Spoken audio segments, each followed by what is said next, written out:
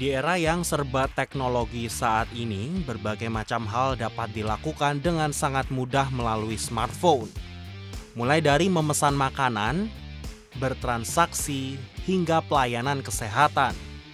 Pengembangan teknologi digital saat ini memberikan kemungkinan aksesibilitas menjadi lebih tepat sasaran, efisien dan efektif. Tidak terkecuali di bidang layanan kesehatan. Dikutip dari bisnis.com, Ketua Asosiasi Health Tech Indonesia mengaku adanya percepatan di bidang digitalisasi kesehatan, di mana sebelum pandemi melanda, pergerakan digitalisasi kesehatan terbilang cukup berjalan lama. Chief Technology Officer dari Mediko Reddy Chandra mengatakan sebelum pandemi COVID-19 terjadi, tren health technology ataupun telemedicine sendiri masih kurang dan regulasi yang ada pun tidak mendukung. Sebelum pandemi ini ada, sebenarnya adopsi dari telemedicine ini kurang banget dan bahkan regulasi pun tidak mensupport. Ya. Tapi ketika pandemi bahkan dari Kemenkes juga ingin telemedicine itu digunakan untuk menyelesaikan masalah, untuk masalah konsultasi antara pasien dan dokter untuk menghindari tatap muka secara langsung ya. Perkembangan digitalisasi kesehatan sendiri bisa dibilang sangat luas. Banyak peluang dari segala sisi kesehatan yang bisa diambil oleh para penggerak startup kesehatan. Dikutip dari ekonomi.business.com, Chief Business Officer sekaligus co-founder Halodoc Dodi Lukito menyebut masih yakin atas keberlanjutan health tech di Indonesia bahkan setelah pandemi nantinya. Perkembangan ini mungkin sangat luas sekali ya, sangat luas sekali. Kalau kita melihat area dari healthcare itu ya luas sekali dari bayi lahir, bayi berkembang menjadi balita, kemudian anak-anak, dewasa, orang tua, menikah, dan kemudian meninggal. Itu area itu kan luas sekali ya. Jadi business opportunity yang ada di bidang kesehatan itu sangat luas.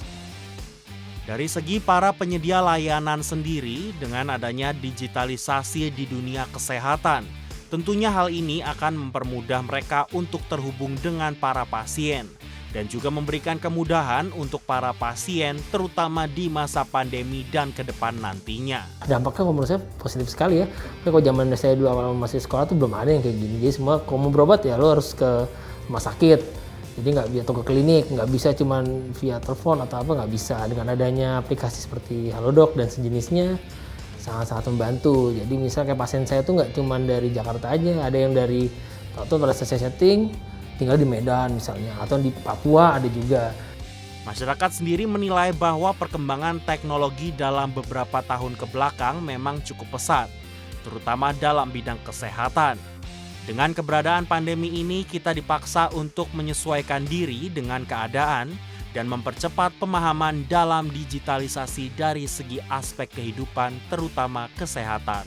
Dengan seiringnya berjalan waktu dan juga teknologi semakin canggih ya, saat ini perkembangan industri digital tuh jauh banget pesat dibandingin berapa tahun kebelakangan ini. Boleh dibilang 2 tahun 3 tahun ke depan ini jauh lebih maju lah, istilahnya seperti itu.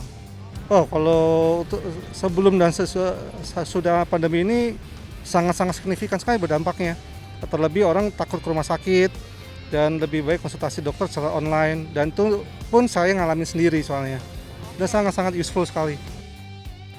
Meskipun masih ada banyak masyarakat juga yang masih tidak mempercayai dengan keberadaan teknologi digital, menurut Ketua Asosiasi Health Tech Indonesia Dr. Bimo sendiri, lambat laun tentunya masyarakat akan menerima dengan perkembangan industri kesehatan ini.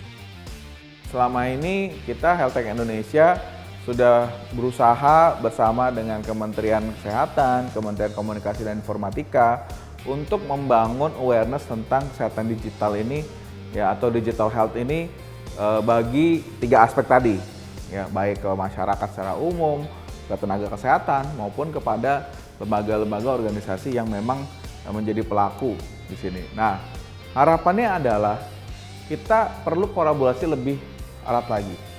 Salah satunya adalah Asosiasi Health Tech Indonesia dengan Kemenkes, kita sedang mengembangkan Health Tech Space ya, sebuah sarana di mana kita akan menjalankan regulatory sandbox dan platform advokasi supaya inovasi-inovasi ini kita juga sama-sama telaah dengan benar, ya.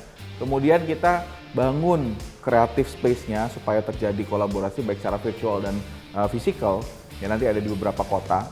Kemudian kita akan dorong untuk mengembangkan lebih banyak komunitas dan talent-talent untuk di health tech, ya. Digital health ini perlu dibantu mulai dari government leadership, healthcare leadership, startup and student developer, orang-orang yang memang sudah berkecimpung di healthcare IT, dan nakesnya jangan lupa, ya. Kita juga masukkan inkubator dan akselerator. Jadi kita mengharapkan supaya kolaborasi ini semakin terjalin, tapi kita nggak diem aja. Kita dorong bersama.